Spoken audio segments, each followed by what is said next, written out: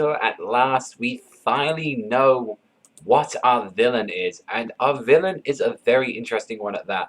So the thing that we've been talking about, the thing with the red hair, thinking that it's a guy, apparently it is a alien known as Berge Katze. I probably butchered the fuck out of that name, but yes, it's known as Berge Katze, and it's actually surprisingly a Gatchaman.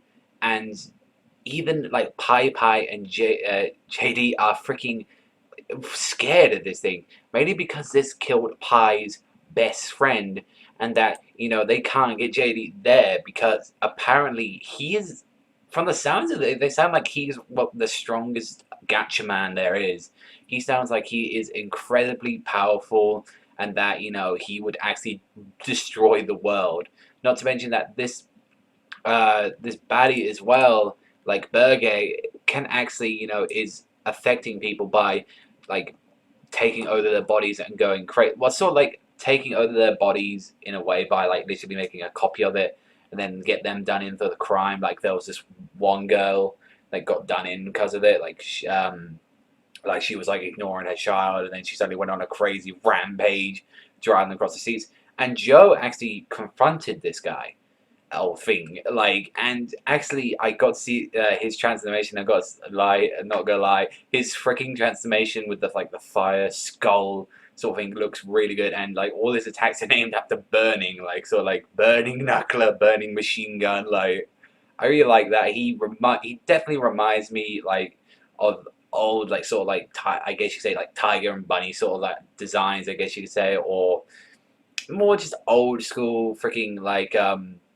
superhero designs, and I kind of like that throwback to it. And it was just like cool to see that unfortunately he got away though, and I really wanted to see Joe fight a little bit more since we only just got a little sneak peek to him. The one I really want to see is Pai, because knowing that he's got that giant golem in the opening, I want to see that golem thing freaking go up. But we saw what the crowds do as well. The crowds, from what they look like, they sort of like interfere with destiny in a way. Like they, like this guy was throwing up like a rope, it wasn't going to reach, so the crowd, interfered with that and, made sure it actually tied up.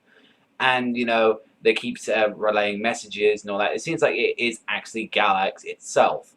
And, they're just like making sure that there isn't anything happening while there's like this massive wind. They keep everyone informed. And we saw right about like in the, right about with the, Rudy, that it was now about to attack by looks. It looks like they're going to go crazy and they're going to start killing everyone. And Rui, I'm guessing it's a guy now. I'm still not.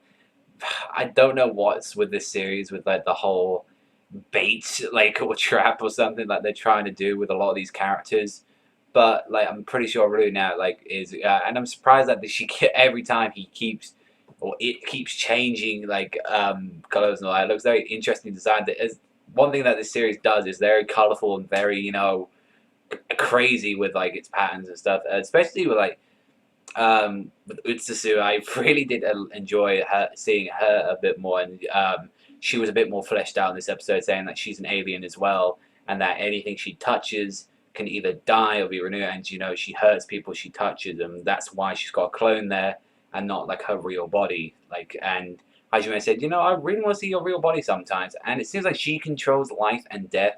She puts a flower in one hand and it turns like wilted and death.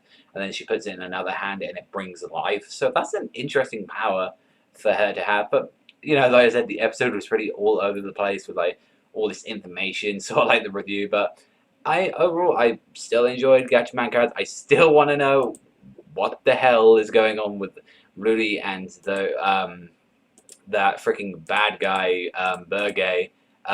What's their objectives? Is like, I want to know how they got their hands on the notes as well. Like, that would be very interesting as well, since like, how did Berge become a Gatchaman? But overall, I really enjoyed this episode, and I thought, good as usual. But that's all for me. So thank you very much for watching. Remember, Savagezweipanda, sign out, and I'll see you next time, people.